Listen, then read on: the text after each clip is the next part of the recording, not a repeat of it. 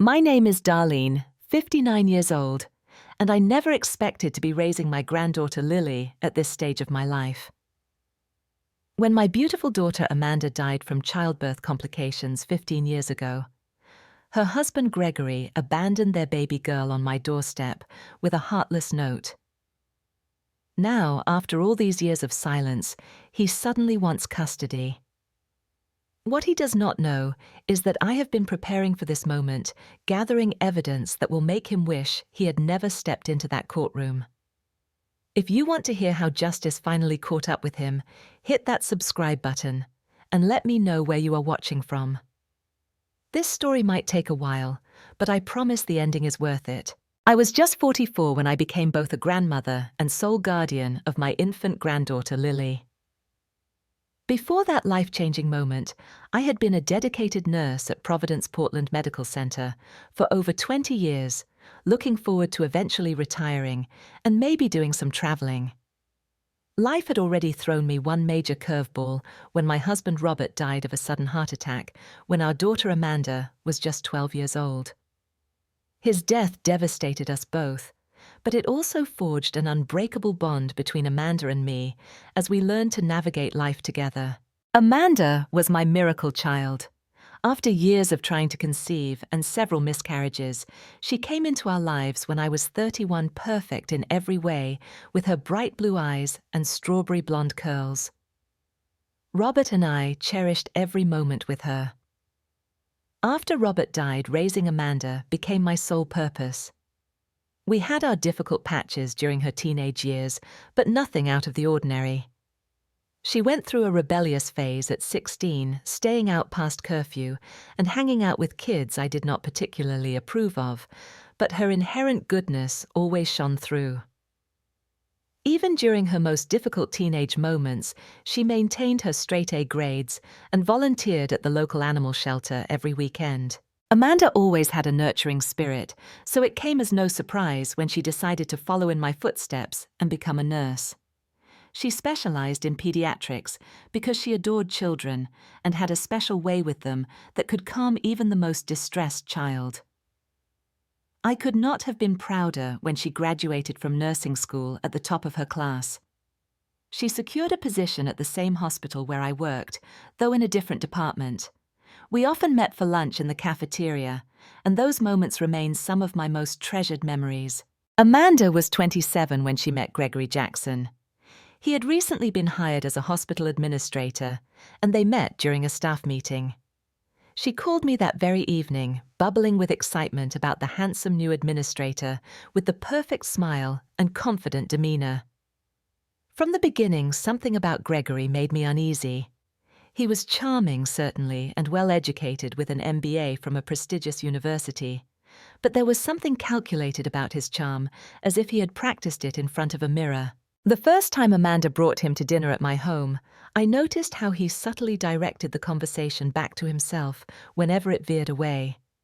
He spoke over Amanda several times, dismissing her opinions with a patronizing smile. When she mentioned her dream of eventually opening a pediatric clinic in an underserved neighborhood, he laughed and said, "Sweetheart, you are better off focusing on your nursing career. Leave the business aspects to people who understand them." The comment made my skin crawl, but Amanda just smiled adoringly at him. Over the next few weeks, I noticed Amanda began canceling our regular lunch dates.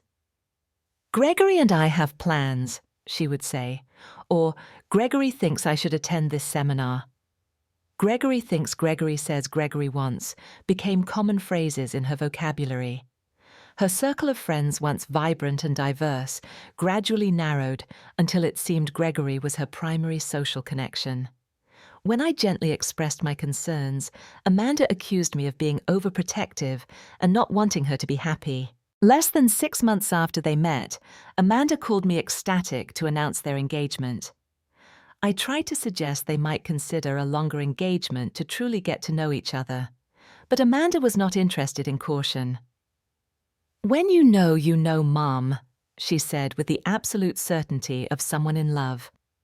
The wedding was a small affair, hastily planned and executed within 3 months of the engagement. Many of Amanda's friends seemed surprised by the invitation, having barely met Gregory, despite the length of their relationship. After the wedding, I saw even less of Amanda. Sunday dinners became monthly, then sporadic. When we did get together, Gregory was always present, his arm possessively around her shoulders. He monitored her phone calls with me, often putting them on speakerphone or hovering nearby. I began to recognize the signs of isolation that I had unfortunately seen in some of my patients over the years, but felt powerless to intervene without pushing Amanda further away. 8 months into their marriage, Amanda called me with news that she was pregnant. Despite my concerns about Gregory, I was overjoyed at the prospect of becoming a grandmother.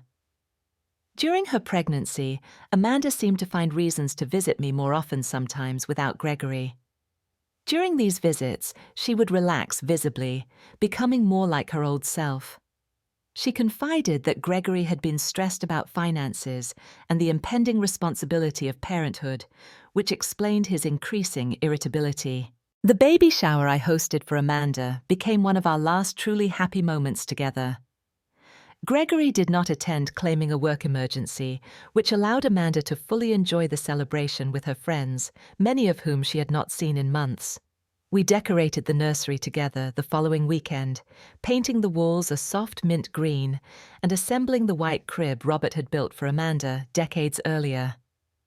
As we folded tiny onesies and arranged stuffed animals, Amanda expressed both excitement and trepidation about becoming a mother. "I just want to be as good a mom as you were to me," she said, hugging me tightly. "I want my baby to feel as loved and secure as I always did." What neither of us knew then was that Amanda would develop serious complications during childbirth. Lily arrived after 27 hours of difficult labor. Amanda hemorrhaged severely and required emergency surgery. Throughout the ordeal, Gregory seemed more inconvenienced than concerned, repeatedly leaving the hospital for important meetings and complaining about the cafeteria food. When Lily was finally placed in Amanda's arms, I captured a photo of their first meeting, never imagining it would be one of the only images Lily would have of her mother. The day that changed everything began with a frantic call from the hospital. Amanda had been readmitted with severe postpartum complications just 2 weeks after giving birth. When I arrived at the hospital, breathless and terrified, the first thing I noticed was Gregory's absence. Amanda lay pale and fragile in the hospital bed, an IV delivering antibiotics into her arm. Sepsis, the doctors explained, a severe infection that had developed from complications following childbirth. "Where is Gregory?" I asked, trying to keep the accusation from my voice. "He dropped me off," Amanda whispered weakly. "He had to go back to work. Lily is with the neighbor." I immediately called Gregory, who answered on the 4th ring. His voice was annoyed, as if my call was an inconvenience. "I am in a meeting, Darlene." "What is it?" "Your wife is seriously ill," I said, struggling to keep my voice level. "The doctors are concerned. You need to be here." "I cannot just drop everything for a fever," he replied dismissively. "They will give her antibiotics and she will be fine. I will check in later." I hung up and called Amanda's neighbor, arranging to pick up Lily immediately. When I returned to the hospital with the baby, Amanda's condition had deteriorated. The infection had spread, and she had been moved to intensive care. The next 48 hours became a vigil with Gregory, making only brief appearances, always finding reasons to leave quickly. I cared for Lily in the hospital waiting room, only leaving when kind nurses offered to watch her so I could sit with Amanda. On the 3rd day, Amanda's primary doctor took me aside. His expression told me everything before he spoke a single word. The infection had spread too rapidly, affecting multiple organs. Despite aggressive treatment, Amanda was not responding. They were doing everything possible, but I should prepare myself for the worst. I called Gregory again, insisting he come immediately. This time, the urgency in my voice must have penetrated because he arrived within the hour. But even then, as we stood by Amanda's bedside, watching her struggle for each breath, he kept checking his phone, stepping outside to take calls. In a moment of lucidity, Amanda beckoned me closer, her voice barely above a whisper. "Mom," she breathed, her once vibrant blue eyes now dull with pain and medication. "Promise me you will take care of Lily. Promise me she will know how much I loved her." "I promise," I said, tears streaming down my face. "But you are going to get better. You will tell her yourself." She shook her head slightly, a small sad smile on her lips. "I know what is happening. Just promise me she will be loved." With every fibre of my being, I vowed. Amanda died that evening, with me holding one hand and Gregory finally holding the other. But while I sobbed uncontrollably, Gregory's eyes remained dry. He excused himself immediately after the doctor pronounced her time of death, claiming he needed to make arrangements. It was the first of many red flags I would later recognize as evidence of his true character. The funeral was a blur of grief and disbelief. I functioned on autopilot, caring for 3-month-old Lily while trying to process the unfathomable reality that my beautiful daughter was gone. Gregory arranged a brief service with minimal input from me, rejecting many of the personal touches I suggested that would have reflected Amanda's vibrant spirit. Throughout the service, he stood stoically beside me, accepting condolences with a practiced solemnity that never reached his eyes. In the days following the funeral, Gregory's behavior became increasingly erratic. He would drop Lily off at my house for a few hours, claiming he needed to make arrangements or meet with Amanda's life insurance representative. Those few hours would stretch into days with vague text messages about delays or complications. Lily would arrive with insufficient supplies, often wearing the same onesie for days, her diaper rash evidence of neglect. 3 weeks after we buried Amanda, the doorbell rang at 11:30 at night. I opened the door to find Gregory standing there, Lily in her carrier seat beside him on the porch, along with a small diaper bag. "I cannot do this," he said flatly. "I never wanted a kid in the first place. That was all Amanda's idea." "Gregory," I began, shocked by his callousness. "Lily just lost her mother. She needs her father now more than ever." "What she needs is not my problem," he replied, already turning to leave. "Everything she needs is in the bag. Well, for a day or two anyway. You figure out the rest." As he walked toward his car, I called after him. "You cannot just abandon your child, Gregory. We need to talk about this." He did not turn around, just raised his hand in a dismissive wave. "She is your problem now. I have a life to live." After he drove away, I brought Lily inside, my hands shaking as I unbuckled her from the carrier. It was then that I noticed the note tucked into the side of the diaper bag. Written in Gregory's neat handwriting were the words that would haunt me for years. "She is your burden now. I never wanted a kid anyway. Amanda was the one who insisted. Now she is gone, and I am not ruining my life for her mistake." The cruelty of those words referring to this innocent baby as a mistake and a burden left me breathless with rage. But my immediate concern was for Lily, who needed warmth, food, and love. I pushed my anger aside and focused on caring for her, changing her diaper, and preparing a bottle from the meager supplies Gregory had left. Over the next few days, I called Gregory repeatedly. His cell phone went straight to voicemail. I drove to their apartment only to find it already emptied of his personal belongings, though Amanda's things remained scattered throughout. The landlord informed me that Gregory had given notice, saying he was relocating for work. No forwarding address was provided. Frantic with worry about the legal implications of caring for Lily without formal authorization, I consulted a family attorney. The process of seeking emergency guardianship began complicated by Gregory's disappearance. As the days turned into weeks, I learned that Gregory had emptied their joint bank accounts, cashed out Amanda's modest life insurance policy, and seemingly vanished. The most devastating discovery came when I accessed Amanda's email account, looking for any clues to Gregory's whereabouts or intentions.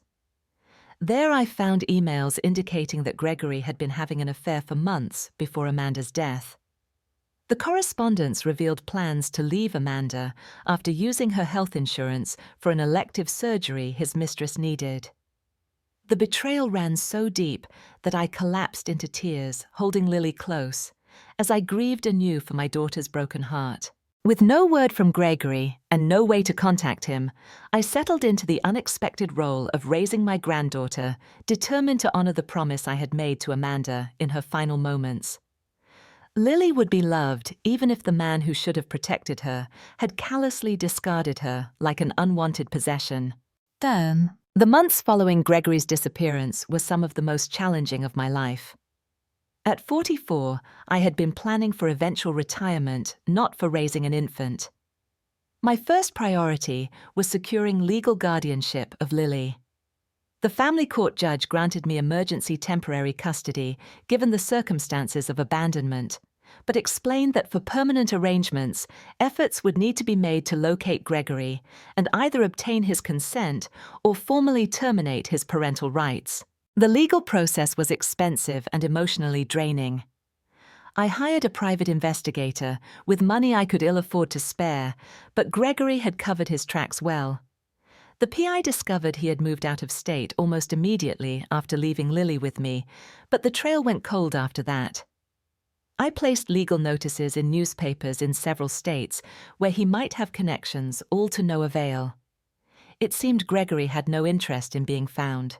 Meanwhile, the practical challenges of caring for Lily forced me to make difficult decisions. I had accumulated decent savings over the years, but not enough to stop working entirely while raising a child.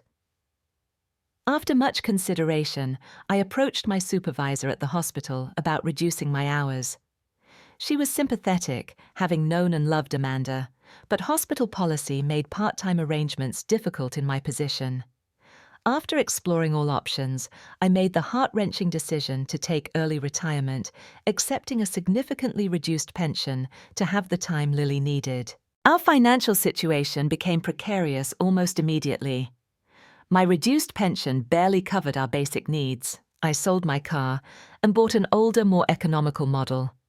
I clipped coupons, shopped sales, and accepted hand-me-downs for Lily from friends with older children. Pride had no place in my decisions now. Every choice was made with Lily's welfare as the sole consideration. The emotional toll was equally challenging. I was grieving the loss of my only child while simultaneously caring for her infant. Each milestone, Lily reached a bittersweet reminder that Amanda would never witness these precious moments. The first time Lily rolled over, sat up, crawled each achievement, brought both joy and profound sadness. I took photos and videos, compulsively creating a digital scrapbook so that one day Lily would have some record of her early years. Despite the challenges, I was not entirely alone. My neighbors, particularly an elderly couple next door, who became like surrogate grandparents to Lily, offered help with babysitting and often brought over home-cooked meals. Amanda's former colleagues from the pediatric ward organized a donation drive that provided many of the baby supplies we needed. My own friends, though many were traveling or enjoying retirement, checked in regularly and offered what assistance they could. Through it all, Lily became my anchor. Her sweet nature and resilient spirit gave me purpose when grief threatened to overwhelm me. I talked to her constantly about her mother showing her photos and telling stories even before she could possibly understand. "Your mommy loved you so much" became a daily refrain along with "You have her smile, her kind heart, her curious mind." As Lily approached her first birthday, I faced the reality that Gregory might never return. My attorney advised that after a full year of abandonment with no contact or support, we had grounds to petition for termination of Gregory's parental rights, which would allow me to formally adopt Lily. The process was complicated by his absence requiring extensive documentation of abandonment and my efforts to locate him. The financial strain became even more acute as legal fees mounted. I reluctantly sold the family home where Amanda had grown up, downsizing to a small 2-bedroom apartment in a less expensive neighborhood. Packing up Amanda's childhood bedroom was like losing her all over again.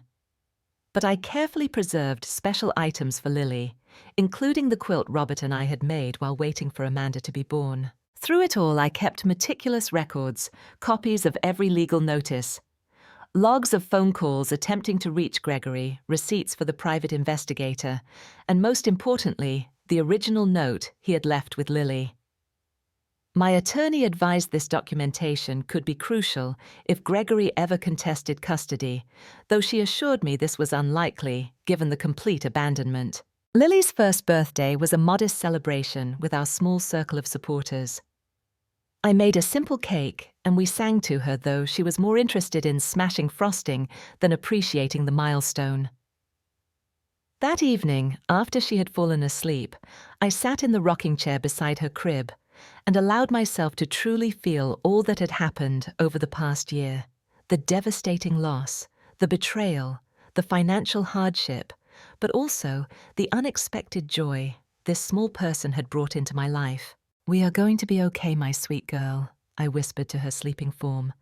"Somehow we are going to make it through this together." 3 years after Gregory's disappearance, with no word or support from him, despite all legal notices and searches, the court finally granted my petition. I became Lily's legal guardian, with full decision-making authority. While not technically adoption, as the court was reluctant to completely sever the parental relationship without direct consent, it provided the security we needed to move forward as a family.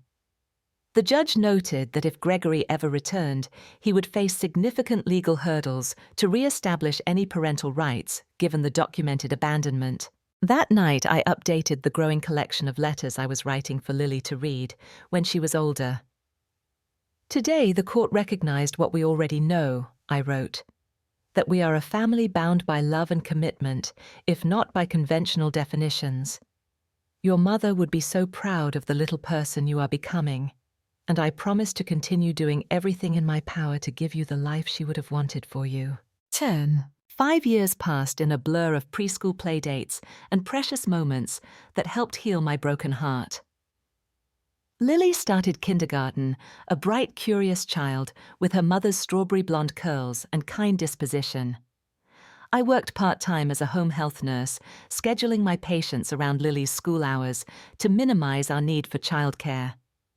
Our little apartment had become a warm, loving home filled with Lily's artwork and the sounds of her laughter. Our daily routine had a comforting predictability. Mornings were a rush of breakfast hairbrushing and backpack checking. Afternoons found us at the small park near our apartment or the public library, where Lily devoured books with insatiable curiosity. Evenings were for homework, dinner, bath time, and our special tradition stories about her mother before bed. "Tell me about Mommy when she was my age." Lily would request snuggled under her covers with the patchwork quilt I had salvaged from our old home. I would share carefully chosen memories, painting Amanda as the loving, vibrant woman she had been, deliberately omitting the painful final chapter of her life with Gregory. These moments were sacred, connecting Lily to the mother she would never know, and allowing me to keep Amanda's memory alive. When Lily turned 6, the inevitable questions about her father began. Until then, she had accepted the simplified explanation that her mommy had gone to heaven and I was taking care of her. But as she encountered various family structures among her classmates, she became curious about her own missing parent. "Do I have a daddy?" she asked one evening as I tucked her in. My heart clenched, but I had prepared for this moment. "Yes, sweetheart, everyone has a father. Your daddy's name is Gregory. Where is he? Why does not he live with us, like Sarah's daddy lives with her?" I took a deep breath, committed to honesty, without burdening her young mind with the full, harsh truth. "Your daddy was not ready to be a parent when you were born. Sometimes adults are not prepared for the responsibility of raising a child, and they make difficult decisions."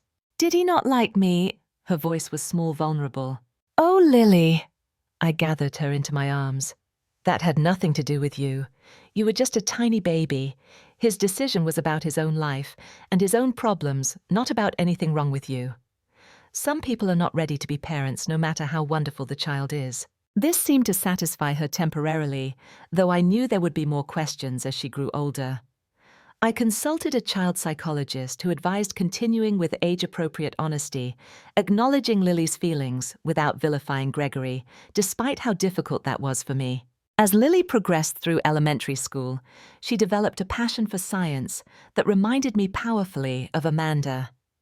She collected rocks, conducted simple experiments in our kitchen, and announced at age 8 that she wanted to be a doctor for children, like her mommy had been. I gently corrected that Amanda had been a nurse, but supported her interest wholeheartedly, buying second-hand science books and taking her to free workshops at the local community college. Our lives settled into a rhythm that, while not what I had envisioned for my later years, brought unexpected fulfillment. I joined a support group for grandparents raising grandchildren, finding solidarity and practical advice from others in similar situations. These connections became lifelines during challenging periods, particularly when my arthritis flared up, making it difficult to keep up with an energetic child. Throughout these years, I maintained my careful documentation of our life together. Each school report card art project and milestone was photographed and filed. I continued writing regular letters to Lily for her future self, explaining my decisions and expressing the deep love that guided them. And I preserved all evidence of Gregory's abandonment and my attempts to locate him, somehow knowing that this chapter of our story was not fully closed. When Lily turned 10, we celebrated with a small science-themed party at the local museum. She had blossomed into a thoughtful, compassionate child, with an old soul that sometimes startled me with its wisdom. That evening, as we looked through photos from the party, she asked about her father again, this time with more specific questions. "Do you have pictures of him? What does he look like? Will I ever meet him?" I showed her the few photos I had saved, mostly from Amanda's wedding and pregnancy. Gregory's handsome face smiled back at us, giving no hint of the callousness that lay beneath the charming exterior. "You have his nose," I said honestly, "and maybe his analytical mind. As for meeting him someday, I do not know, sweetheart. That would be his decision to make. But know this, whether or not he is part of your life does not define your worth or your completeness as a person." That night, after Lily was asleep, I updated my records and reviewed the legal documents pertaining to our situation. The court had granted me permanent guardianship, but Gregory remained Lily's legal father, his parental rights dormant but not terminated. If he ever reappeared, he could potentially petition for visitation or even custody, though his abandonment would significantly weaken his case. I hoped that day would never come, but I remained vigilant, prepared to fight with everything I had to protect the child who had become the center of my world. "Sir." The Facebook message arrived on an ordinary Tuesday afternoon as I was preparing dinner, while Lily, now 12, worked on her science project at the kitchen table. The notification sound from my laptop drew my attention, and what I saw made my blood run cold. "Hello, Darlene. It has been a while. I have been thinking about Lily and would like to reconnect. I have sorted myself out and am ready to be part of my daughter's life. Let me know when would be a good time to discuss this. Gregory." The casual tone, as if he had been away for a weekend rather than 12 years, left me speechless. Lily glanced up, noticing my expression. "Grandma, is everything okay?" I quickly closed the laptop. "Everything is fine, sweetheart. Just an unexpected message. How is your volcano coming along?" That night, after ensuring Lily was asleep, I reopened the message and crafted a careful response, consulting the family attorney who had helped us years ago. Following her advice, I replied noncommittally, asking Gregory about his current situation and suggesting that any reconnection would need to be gradual and considerate of Lily's emotional well-being.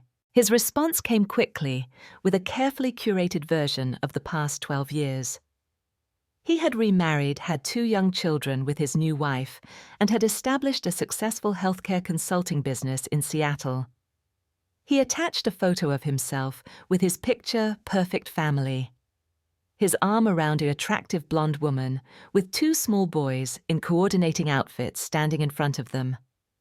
The image of the devoted family man was so at odds with the man who had abandoned his newborn daughter that it made me physically ill. Over the next few days, our messages continued, with Gregory becoming increasingly insistent about seeing Lily. When I suggested a gradual approach, perhaps beginning with letters or video calls, before any in-person meeting, his friendly facade began to crack. "She is my daughter," he wrote. "I have rights, and I have been patient long enough. My lawyers advise me that I am entitled to immediate visitation at minimum." I immediately contacted my attorney again, forwarding the threatening message. She advised documenting everything and preparing for potential legal action. "His prolonged abandonment works in your favor," she assured me. "But courts do tend to favor biological parents when they demonstrate reform and stability." My concern was not just legal, but deeply personal. Lily had no memory of Gregory and knew him only through the carefully neutral descriptions I had provided over the years. How would she feel about this stranger suddenly demanding a place in her life?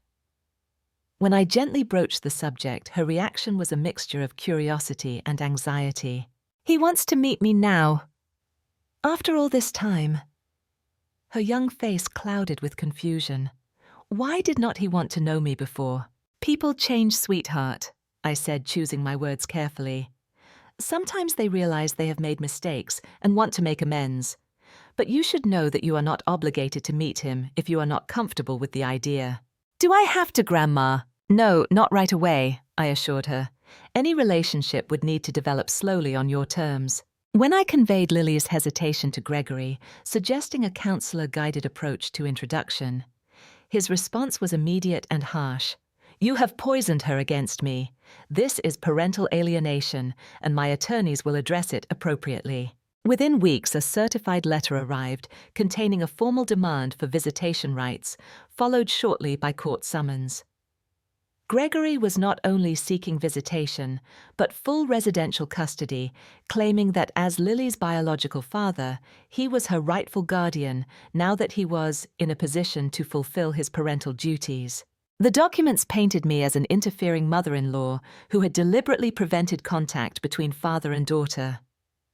Gregory claimed he had attempted to maintain a relationship, but had been thwarted by my interference, a blatant lie that nonetheless had to be disproven in court. His petition portrayed him as a reformed man, financially stable, and ready to provide Lily with advantages I could not offer, including private education and the normalcy of a two-parent household. The day the papers arrived, I sat in my car outside Lily's school for 20 minutes, trying to compose myself before picking her up. The thought of losing her was unbearable. She was not just my granddaughter, but the living embodiment of Amanda, my purpose and joy for the past 12 years. The idea that Gregory could waltz back into our lives after his cruel abandonment and claim her as some sort of possession made me physically ill. That evening, I showed Lily the court documents, explaining in age-appropriate terms what her father was requesting. At 12, she was old enough to understand the basics of the situation, if not all the legal complexities. Her reaction surprised me with its maturity. "He cannot just decide he wants to be my dad now," she said firmly. "He was not there when I lost my first tooth, or when I broke my arm in 2nd grade, or for any of my birthdays. You were. You are my family." Her certainty gave me strength, but I knew the courts might see things differently. Biological connections carried significant weight in family court, and Gregory's new stable lifestyle would work in his favor. I immediately began gathering funds for legal representation, selling my mother's jewelry, and taking out a loan against my modest retirement account.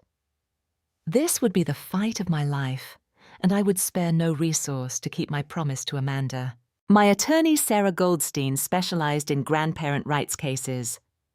After reviewing our situation, she was cautiously optimistic, but warned me about the difficult road ahead. "The abandonment works strongly in our favor," she explained. "But Gregory will likely claim he was young, overwhelmed by grief, and not thinking clearly. His current stability, marriage, and parenting of his other children will help his case. We need to focus on Lily's best interests, emphasizing the stability you have provided and the potential trauma of uprooting her." As the preliminary hearing approached, Gregory began a subtle public relations campaign, portraying himself on social media as a grieving widower who had made mistakes in his youth, but had matured into a responsible father, eager to reconnect with his firstborn child. The narrative was compelling and completely fictional, but it gained sympathy from his followers, some of whom began sending me accusatory messages about keeping a father from his daughter. The stress began affecting my health. My blood pressure, normally stable, rose to concerning levels. I developed insomnia, lying awake imagining worst-case scenarios.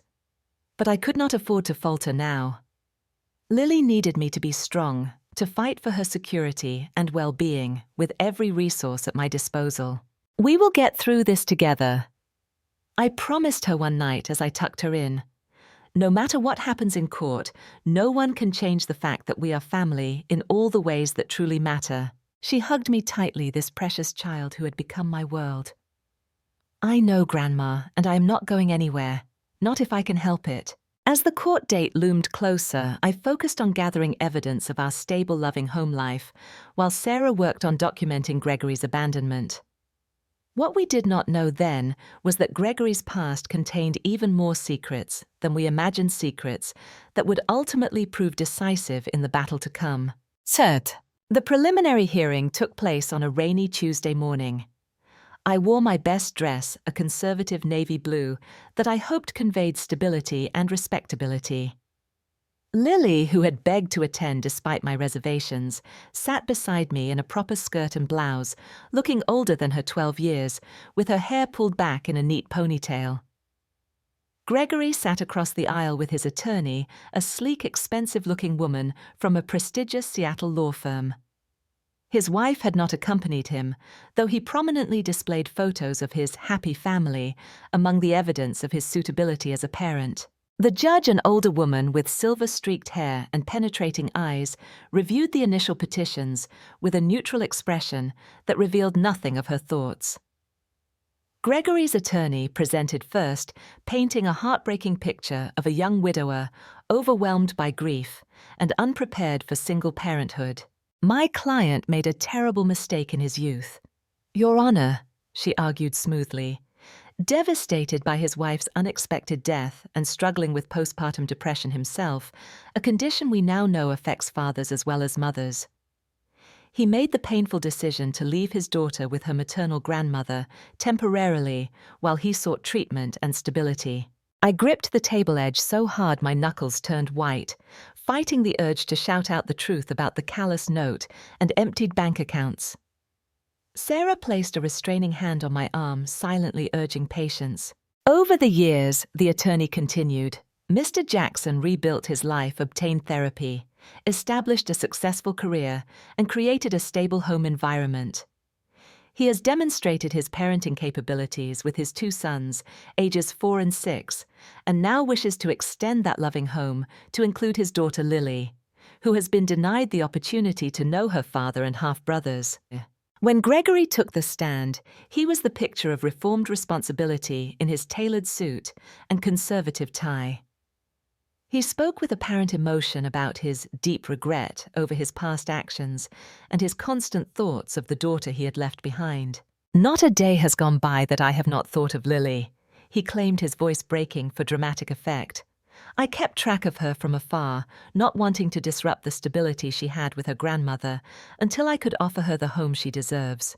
The lies flowed so smoothly that I wondered if he had convinced himself of this alternate reality. When questioned about the lack of contact or financial support, he claimed he had sent money through a third party, a college friend who had apparently died recently, leaving no evidence of these supposed contributions. "I felt tremendous guilt and shame over my initial abandonment," he explained. "I was afraid to contact Darlene directly after the way we parted, but I always intended to reunite with my daughter when I could provide her with a proper family environment." By the time Sarah presented our side, I feared the judge had been swayed by Gregory's performance. Sarah methodically presented evidence of our stable home life, Lily's academic achievements, and her integration into our community. She introduced statements from Lily's teachers, our neighbors, and her therapist, all attesting to her well-adjusted nature and strong bond with me. When I took the stand, I focused on facts rather than emotions, describing the night Gregory left Lily on my doorstep, my subsequent efforts to contact him, and the complete absence of any support or communication for 12 years. I avoided disparaging him directly, following Sarah's advice that such attacks often backfire in custody cases. Instead, I emphasized the potential trauma to Lily of being uprooted from the only home she had ever known. Lily has thrived despite the difficult circumstances of her early life. I testified. She is excelling academically, has solid friendships, and participates in numerous extracurricular activities. Her emotional well-being is stable precisely because of the consistency and security she has experienced in our home. When asked about my willingness to facilitate a relationship between Lily and her father, I answered truthfully, I have never spoken negatively about Gregory to Lily. I have always told her that her father was not ready to be a parent when she was born. I believe that any relationship between them should develop gradually with professional guidance and with Lily's emotional needs as the primary consideration. The most powerful testimony came from Lily herself. The judge interviewed her privately in chambers as standard practice to allow children to speak freely without pressure from either party. When Lily emerged, her expression was composed, but her eyes sought mine immediately, communicating a silent reassurance. The judge ordered a full psychological evaluation of Lily and home studies for both households before making any final determinations. She granted Gregory limited supervised visitation in the interim to take place at a neutral facility with a court-appointed supervisor present. These visits would be gradually increased if they went well, and Lily showed no signs of distress. As we left the courthouse, Gregory approached us attempting to speak directly to Lily for the first time. Lily, I am so happy to finally meet you. I have thought about you every day. I cannot wait for us to get to know each other. Lily moved closer to me, her discomfort evident. Hello, she said politely, but without warmth. We will follow the court's orders regarding supervised visitation, I interjected, placing a protective arm around Lily's shoulders. Please direct any communication through our attorneys for now. Gregory's pleasant facade slipped momentarily, a flash of the cold calculation I remembered showing through. This is only temporary, he said quietly. Blood is thicker than water, and she belongs with her real family. As we walked away, Lily whispered, You are my real family, Grandma. The months that followed were tense with evaluations, interviews, and the court-ordered supervised visits, which Lily endured with reluctant cooperation. Gregory presented himself as the perfect father during these sessions, bringing carefully selected gifts and photo albums of his life with his new family, painting an idyllic picture of the life that awaited Lily in Seattle. Behind the scenes, however, Sarah had been digging deeper into Gregory's past. A comment from one of Amanda's old nursing colleagues had triggered a line of investigation that would prove crucial. She had remembered Gregory mentioning a college girlfriend who had caused him problems years before he met Amanda. With this tenuous lead, Sarah hired a private investigator to explore Gregory's history before Amanda. What the investigator uncovered would change everything. Gregory had fathered a child during his junior year of college with his girlfriend Megan. When she informed him of the pregnancy, he had initially denied paternity, then pressured her to terminate. When she refused, he cut all contact and transferred to a different university, leaving no forwarding information. He had never acknowledged the child paid support or had any contact with either mother or child. This pattern of abandonment matched his behavior with Lily so precisely that it could hardly be dismissed as a youthful mistake, never to be repeated. It was rather evidence of a character pattern, one that directly contradicted the reformed family man image Gregory was presenting to the court. As the final hearings approached, I felt a strange calm replace my earlier anxiety. Whatever happened, I had given Lily the best 12 years I could, filled with love, security, and the knowledge that she was cherished beyond measure. If the worst happened, and the court favored Gregory, I would find a way to maintain our bond and ensure she never forgot that she was loved unconditionally, just as I had promised Amanda. The night before the hearing, Lily crawled into my bed as she had often done as a small child during thunderstorms. We lay side by side talking softly about memories we shared from her first steps to recent science fair victories. "I am scared, Grandma," she admitted in the darkness. "I know, sweetheart, I am too. But whatever happens tomorrow, nothing can change what we mean to each other. Not courts, not distance, not anything. I wrote something to read to the judge tomorrow," she said. "Will that be okay?" "The judge will want to hear whatever you have to say," I assured her, wondering what my brave, thoughtful granddaughter had prepared. As we drifted towards sleep, Lily whispered, "Mom would be proud of you, you know, for keeping your promise to her." Through tears, I kissed her forehead. "She would be even prouder of you, my darling, more than you can imagine." Sir. The courtroom was more crowded for the final hearing. Gregory had brought his wife Caroline, who sat rigidly beside him, her expression unreadable. Their 2 sons had been left with a nanny, but enlarged photos of the boys were prominently displayed among Gregory's evidence materials, creating a visual of the complete family Lily would supposedly join. Our attorney Sarah seemed unusually confident, arranging her materials with methodical precision, while occasionally exchanging whispered comments with her paralegal. I had been preparing for this day for months, collecting school records, medical history, and character references. Lily sat beside me, solemn in a simple blue dress, a small notebook clutched in her hands, containing the statement she hoped to read to the court. Judge Eleanor Winters entered and called the proceedings to order.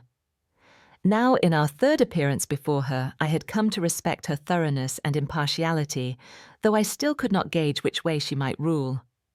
She began by reviewing the findings from the psychological evaluations and home studies.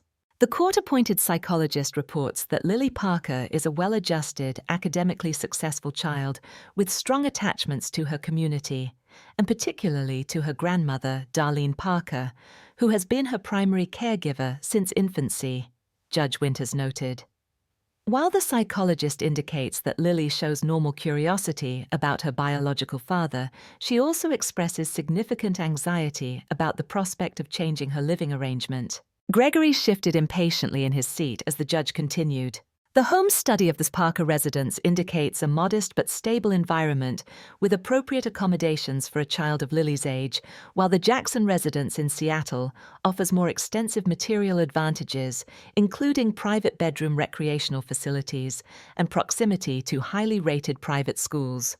My heart sank at this comparison. Our small apartment could never compete with Gregory's showcase home in terms of material comforts. I worried that the judge would be swayed by the apparent advantages Gregory could provide. Judge Winters looked up from her notes. "However, this court's primary concern is not material advantages, but the emotional well-being and stability of the child in question. With that in mind, we will now hear closing arguments, beginning with the petitioner." Gregory's attorney presented a polished final argument emphasizing his biological connection to Lily, his current stability, and the advantages of his 2-parent household. She portrayed him as a man who had made one terrible mistake in a moment of grief and had spent years rebuilding his life to create a proper home for all his children. "Your Honor," she concluded, "children belong with their biological parents when those parents are fit and able to provide proper care. Mr. Jackson has demonstrated his fitness through his successful parenting of his sons, his financial stability, and his sincere desire to make amends for past errors in judgment. We ask the court to recognize his parental rights and grant him primary custody of his daughter with liberal visitation for Mrs. Parker to maintain that important relationship." When Sarah rose for our closing argument, she approached the bench with a quiet confidence that gave me hope. "Your Honor, this case is not about a temporary lapse in judgment or a brief absence during a period of grief. It is about 12 years of complete and willful abandonment, during which the petitioner made no attempt whatsoever to contact support or inquire about his daughter. She methodically presented our evidence, including records of my attempts to locate Gregory, the complete absence of any financial support, and Lily's established life in our community. Then she played her ace. "Furthermore, Your Honor, We have discovered evidence that Mr. Jackson's abandonment of Lily was not an isolated incident of poor judgment during grief, but rather part of a pattern of behavior. She presented the investigators' findings about Gregory's previous child, including sworn affidavits from Megan and documentation of her unsuccessful attempts to establish paternity and support. Gregory's face drained of color as he whispered frantically to his attorney. Caroline stared at him in shock, clearly hearing this information for the first time. The courtroom buzzed with murmurs until Judge Winters called for order. "Mr. Jackson." The judge addressed him directly. "Were you going to inform this court about this previous child?" Gregory's attorney attempted to intervene, but the judge waved her off, fixing Gregory with a penetrating stare. Under that direct scrutiny, Gregory's confident facade crumbled. "That was a completely different situation," he stammered. "I was young in college. I was not even sure the child was mine. And yet you never took a paternity test to confirm or deny, despite Ms. Thompson's requests," Sarah pointed out. "Just as you never once in 12 years attempted to see or support Lily, despite knowing exactly where she was." The judge allowed Lily to speak next an unusual step that indicated she valued the child's perspective. Lily stood with remarkable poise, unfolding her notebook with steady hands. "Your Honor, I am Lily Parker. I am 12 years old. I live with my grandmother, who I call Grandma, but who has been my mother in every way that matters since I was a baby. She has been there for every skinned knee, every nightmare, every school performance, and every birthday. She works extra shifts when I need money for science camp or new shoes. She taught me to read, to be kind, and to be brave, even when things are scary like they are right now." Her clear voice never wavered as she continued. "I know that Mr. Jackson is biologically my father, but a real father is someone who is there, who chooses to be there even when it is hard. Grandma chose me every single day for my entire life. Mr. Jackson chose to leave me on a doorstep when I was just a baby." I blinked back tears as she turned slightly toward Gregory. "I am not saying I never want to know you or my half-brothers. Maybe someday we could have some kind of relationship, but I do not want to leave my home, my school, and especially my grandmother. She is my real parent, the only one I have ever known, and I want to stay with her. Please do not take me away from the only family I have ever had." There was a moment of complete silence in the courtroom as Lily returned to her seat. I squeezed her hand, overwhelmed with pride at her courage and eloquence. The final bombshell came when Sarah presented her closing evidence, the original note Gregory had left with Lily 12 years earlier. Preserved in a plastic sleeve and authenticated by a handwriting expert, the cruel words stood in stark contrast to his current claims of temporary grief-induced poor judgment. "She is your burden now. I never wanted a kid anyway. Amanda was the one who insisted. Now she is gone, and I am not ruining my life for her mistake." As Sarah read these words aloud, Caroline abruptly stood and walked out of the courtroom, her face a mask of disgust. Gregory half rose as if to follow, then sank back into his seat, his carefully constructed image visibly crumbling. Judge Winters called a brief recess to review all evidence before making her ruling. Those 30 minutes were among the longest of my life. Lily and I sat quietly together in a private conference room, neither of us able to eat the sandwiches Sarah had thoughtfully provided. When court resumed, Judge Winters delivered her ruling with clear conviction. "This court has carefully considered all evidence presented in this matter, including home studies, psychological evaluations, witness testimony, and the expressed preferences of the child. While the court generally recognizes the importance of biological relationships, parental rights must be balanced with parental responsibilities, which extend far beyond financial provision to include consistent presence, emotional support, and demonstrated commitment to a child's well-being." She turned her gaze directly to Gregory, who seemed to shrink under her scrutiny. "Mr. Jackson, by your own admission, and the substantial evidence presented, you voluntarily relinquished your daughter on her grandmother's doorstep when she was 3 months old, leaving a note that characterized her as a burden and a mistake. You made no attempt to contact support or inquire about her welfare for 12 years.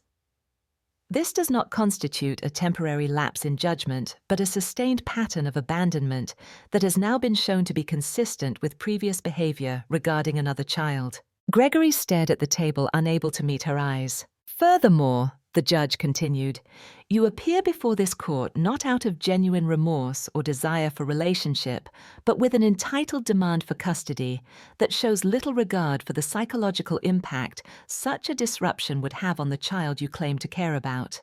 Your testimony contained numerous inconsistencies and apparent falsehoods that call your credibility seriously into question. She turned to me, her expression softening slightly. Mrs. Parker, you have provided Lily with stability, love, and appropriate care throughout her life under challenging circumstances. You have maintained neutral language about her father, despite his abandonment, preserved his place in her life story, and expressed willingness to facilitate a relationship between them, if properly structured, with Lily's emotional well-being as the priority. Finally, she addressed Lily directly. Lily, the court has heard your preferences and given them significant weight as is appropriate for a child of your maturity. Your articulate expression of your wishes demonstrates the excellent upbringing you have received. Judge Winters straightened her papers and delivered her final ruling. It is the finding of this court that Lily's best interests are served by remaining in the primary custody of her grandmother, Darlene Parker, who is hereby granted full legal and physical custody. Mr. Jackson's petition for custody is denied. A wave of relief washed over me so powerfully that I had to grip the table to remain upright. Lily pressed against my side, trembling slightly. Given the circumstances of abandonment and the pattern established, this court would be justified in terminating Mr. Jackson's parental rights entirely, the judge continued. However, in consideration of Lily's expressed openness to eventual relationship, I am instead ordering severely restricted visitation to be supervised and gradually increased only if consistent participation is demonstrated and if Lily's therapist deems it non-detrimental to her well-being. She fixed Gregory with a final stern look. Additionally, Mr. Jackson is ordered to pay 12 years of back child support, plus interest calculated according to his income during those years, as well as to establish ongoing support payments and contribute to future educational expenses. The court will retain jurisdiction to modify these orders if circumstances change, or if Mr. Jackson fails to comply with any aspect of this ruling. As we left the courtroom, Gregory attempted one last approach, his expression a mixture of anger and desperation. "This is not over," he said in a low voice. "I will appeal." Sarah stepped between us. "I would advise against that, Mr. Jackson. An appeal would involve more detailed investigation into your past behavior and financial history, including the suspicious timing of your life insurance claim following your wife's death. It might also interest the court to review certain emails suggesting you were planning to leave Amanda before her death." The color drained from his face at this implication. Without another word, he turned and walked away, shoulders hunched in defeat. I would learn later that Caroline filed for divorce within the month, having discovered not only his abandoned first child, but also financial improprieties within their joint accounts. Outside the courthouse, Lily hugged me tightly, both of us finally allowing tears of relief. "We did it, Grandma," she whispered. "We can stay together." "Just as we always should be," I replied, kissing the top of her head. "Just as I promised your mother we would be." That evening, we celebrated our victory quietly at home, with pizza and ice cream sundaes, Lily's favorites. As she arranged her toppings with methodical precision, she asked thoughtfully, "Do you think I will ever have a relationship with him, with Gregory, I mean?" I considered my answer carefully. "That will be up to you, sweetheart, when you are ready, and if you want to. Some relationships can be healed with time and genuine effort. Others cannot. But you have many years to figure that out, and you do not need to decide anything now." She nodded, seemingly satisfied with this answer. "I am just glad I get to stay with you. You are my real parent, Grandma, the one who chose me." Later that night, I added a new entry to the collection of letters I had been writing to Lily since she came into my care. "Today, justice acknowledged what love has always known," I wrote. "That family is created not just by blood, but by choice, by presence, by unwavering commitment through both joy and hardship." Your mother would be so proud of the young woman you are becoming, brave enough to stand up for yourself and wise enough to understand what truly matters. As I finished writing, I felt Amanda's presence more strongly than I had in years, a sense of completion and peace. The promise I had made to her in those final moments had been kept not just in the legal victory, but in the bond Lily and I had forged through years of ordinary days filled with extraordinary love. If you have ever had to fight for someone you love against seemingly impossible odds, I would love to hear your story in the comments below. This journey has taught me that family is not defined by blood, but by love, commitment, and the daily choice to be present.